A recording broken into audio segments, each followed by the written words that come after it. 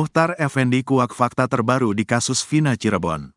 Fakta baru nan menarik kembali terkuak di kasus Vina Cirebon usai dikorek oleh Muchtar Effendi, salah satu kuasa hukum Peggy Setiawan. Muchtar menguak fakta tersebut dari klien barunya, dua teman dekat Vina, Mega dan Widya. Dari keterangan kedua perempuan itu, Muchtar meragukan adanya pemerkosaan sekaligus pembunuhan kasus tersebut. Pasalnya, hanya berselang 12 menit setelah Vina menghubungi Mega dan Widya, peristiwa pembunuhan sekaligus pemerkosaan menimpa Vina dan Eki. Muchtar pun bertanya-tanya, apakah benar para pelaku bisa mengeksekusi kedua korban dengan waktu yang teramat singkat? Muchtar Effendi menjelaskan di dalam berkas perkara persidangan tahun 2017, disampaikan bahwa sekitar jam 22.30 waktu Indonesia Barat Sabtu, tanggal 27 Agustus tahun 2016, Eki dan Vina dinyatakan meninggal dunia. Sementara berdasarkan keterangan Mega dan Widya, sekitar jam 22.18 waktu Indonesia Barat, Vina masih menghubungi Widya. Kalau enggak salah jam 22.18 menit itu, Vina masih missed call berulang kali kepada Widya sebagai teman yang paling didekatinya, karena sebelumnya Widya ditelepon sama Vina diajak main sekitar jam 22 lebih belasan menit itu. Widya ditelepon oleh Vina diajak main. Cuman karena memang Widya tidak berkenan untuk main keluar akhirnya, panggilan, telepon itu atau ajakan itu diabaikan, ujar Muchtar Effendi seperti dikutip dari iNews yang tayang pada Minggu, tanggal 28 Juli tahun 2024. Mega yang melihat panggilan tak terjawab dari Vina kemudian meminta Widya untuk menjawab panggilan itu. Namun, Widya sudah merasa bahwa panggilan itu untuk mengajaknya main keluar. Karena tak dijawab Widya, Mega lalu mengirimkan pesan kepada Vina. Mega itu mengirim SMS ke Vina, dengan panggilan, "Dek," seolah-olah menyapa, tapi panggilan yang disampaikan lewat SMS itu tidak pernah direspons oleh Vina. Kedua orang sahabatnya ini berpikir jangan-jangan memang lagi arah pulang itu ya, ujarnya. Sekitar pukul 23 waktu Indonesia Barat, lanjut Muchtar, ramai di status BlackBerry Messenger, BBM, bertuliskan ucapan duka cita rest in peace, beristirahat dalam damai, untuk Eki. Disinilah letak kecurigaan Muchtar Effendi. Keterangan Mega dan Widya kemudian didalami oleh Muchtar. Ia justru menyingkap fakta baru dan menarik. Kenapa? Menarik. Karena hanya berselang beberapa belas menit saja, atau mungkin kan pukul 22.30 waktu Indonesia Barat aja Vina udah enggak jawab. Artinya dari pukul 22.18 waktu Indonesia Barat sampai pukul 22.30 waktu Indonesia Barat itu hanya beberapa belas menit saja.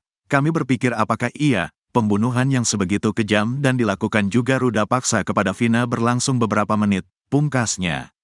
Kronologi terpatahkan, diketahui dalam BAP, pada tanggal 27 Agustus tahun 2016 sekitar pukul 21 waktu Indonesia Barat, Vina, Eki, dan Liga Akbar melintasi Jalan Perjuangan Kota Cirebon, Jawa Barat.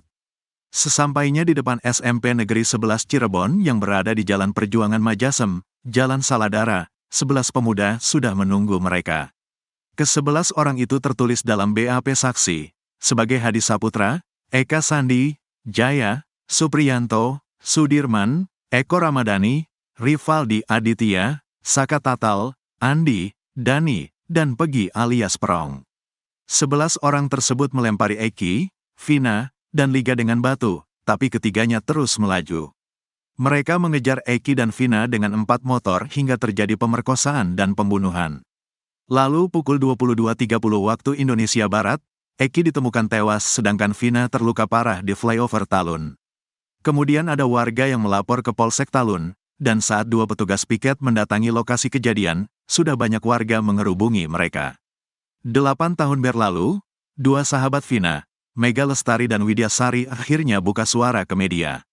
Keterangan mereka mematahkan kronologi tewasnya Vina dan Eki versi polisi. Hadir sebagai narasumber di YouTube Diskursus.net, Widya dan Mega bercerita tentang detik-detik Vina dan Eki ditemukan tewas. 2 wanita asal Cirebon itu rupanya adalah orang terakhir yang berkomunikasi dengan Vina. Sebab di tanggal 27 Agustus tahun 2016 itu, Mega dan Widya sempat menjemput Vina di rumahnya di Desa Samadikun, Kecamatan Kejaksan, Kota Cirebon, Jawa Barat. Sabtu jam 12.30 kurang, si Mega ada di rumah saya karena menginap.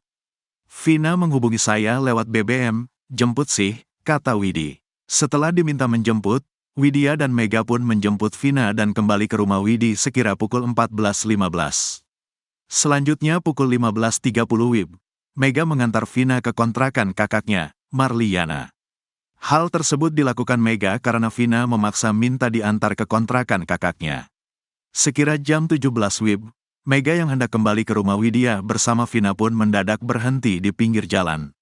Saat itu motor Mega dicegat oleh Eki yang memberikan kode agar Vina mau mengobrol dengannya. Sampai bypass Vina nepuk aku, Mak berhenti, itu ada Eki. Di sekitaran Mi Gacoan sekarang mah, dipalang sama Eki. Vina, turun. Mereka ngobrol agak lama, mereka debat, pungkas Mega. Setelah itu, Vina memutuskan untuk pergi ke rumah Widya bersama Eki, sementara Mega kembali ke rumah Widya seorang diri. Singkat cerita, Vina pun minta izin ke Widya untuk pergi bersama Eki. Saat itu Widya berpesan agar Vina kembali ke rumah Widi paling malam pukul 22 waktu Indonesia Barat. Sekitar pukul 22 waktu Indonesia Barat, Vina mengirim pesan singkat kepada Widya mengajak sahabatnya tersebut untuk bermain.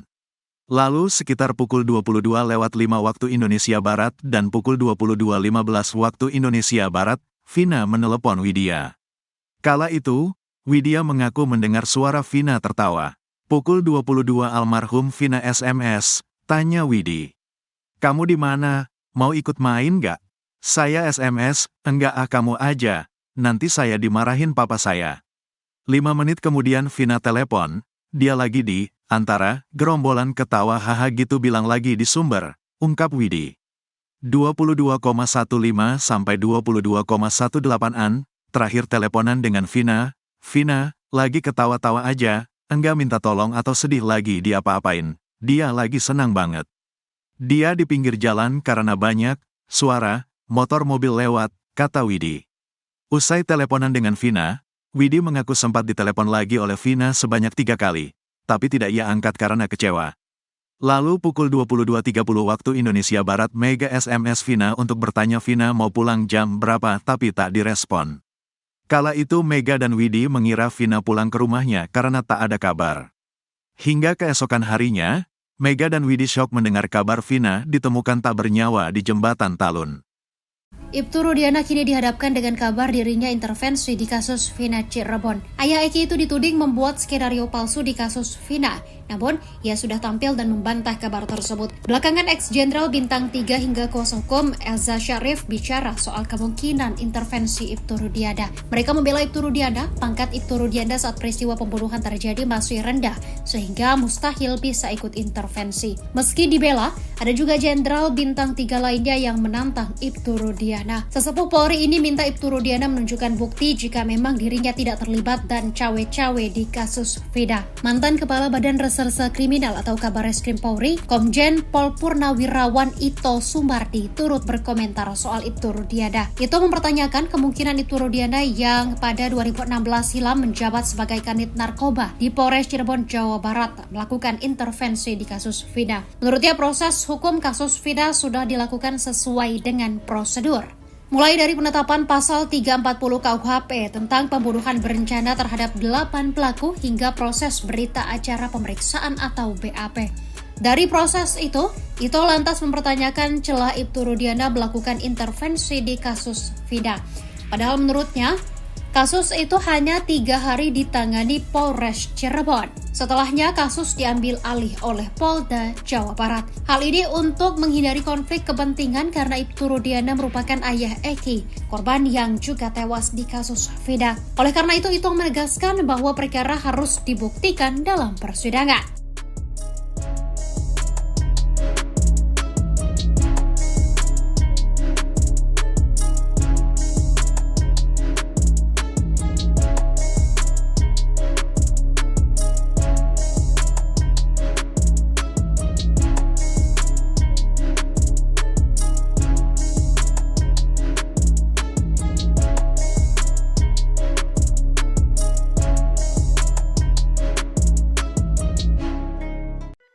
Mantan Kabareskrim Komjen Pol Purnawirawan Susno 2J meyakini jika Vina dan Eki tewas karena kecelakaan, bukan dibunuh. Ia pun menertawakan purnawirawan polisi yang meyakini kalau Vina dan Eki tewas karena dibunuh. Bahkan Susno 2J menantang Purnawirawan itu apakah berani taruhan dengannya. Sebab diyakini Susno, kasus Vina dan Eki adalah kecelakaan, bukan pembunuhan. Di mana, kasus kecelakaan itu berada di wilayah hukum Polres Cirebon bukan Polres Cirebon Kota. Susno 2J pun akan memberikan uang hingga 15 juta rupiah jika ada yang bisa membuktikan bahwa itu adalah kasus pembunuhan.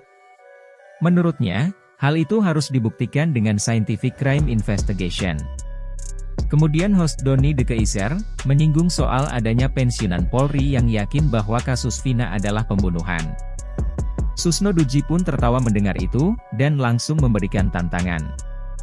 Namun menurut Doni, Purnawirawan itu kini sudah tidak muncul lagi di publik. Tidak diketahui siapa Purnawirawan Polri tersebut. Susno 2J juga menyinggung adanya Purnawirawan Polri yang menyindir dirinya. Menurutnya, pengertian mereka bahwa Susno 2J seharusnya membela Polri dengan cara menutupi kesalahan. Untuk itu, Susno 2J melindungi Polri dengan cara tidak menutupi kesalahan supaya polisi. Susno tidak mau jika harus membenarkan kesalahan yang dilakukan oleh polisi. Sementara itu, ada 2 purnawirawan polisi lain yang diwawancara oleh Nusantara TV terkait kasus Vina. Mereka adalah penasihat ahli Kapolri Irjen Pol Purnawirawan Arianto Sutadi, dan mantan Wakapolri Komjen Pol Purnawirawan O. Egroseno. Keduanya sama-sama mempercayai kalau Vina dan Eki tewas karena dibunuh. Bahkan jika PK Sakatatal diterima, menurut dia, penyidik harus tetap mencari pembunuh yang sebenarnya. Bahkan ia masih meyakini kalau Vina dan Eki tewas karena dibunuh, bukan kecelakaan.